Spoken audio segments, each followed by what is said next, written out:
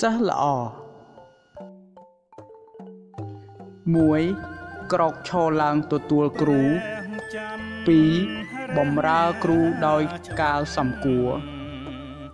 3ជឿស្ដាប់ឱវាទដែលល្អ4បម្រើកិច្ចតូចៗតាមកិច្ចអធ្យាស្រ័យ5រៀនសិល្បៈសាស្ត្រដោយគោរពដកស្រង់ពីព្រះពុទ្ធសាសនាសិក្ខាបទមួយនេះគឺជាសិក្ខាបទដែលព្រះសម្មាសម្ពុទ្ធបានប្រោះបង្ហាញដល់សង្ឃាលកបុត្រឲ្យយល់ដឹងពីកិច្ចរបស់សិស្សល្អទី1គឺក្រោកឈរឡើងទទួលគ្រូបម្រើគ្រូដោយកាលសមគួរជឿឱវាទ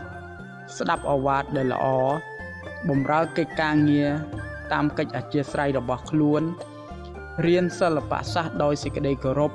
នេះហើយគឺជាការតួនាទីរបស់សិស្សល្អគ្រប់រូបត្រូវយល់ដឹងពីតួនាទីរបស់ខ្លួនសូមអរព្រគុណនិងអរគុណ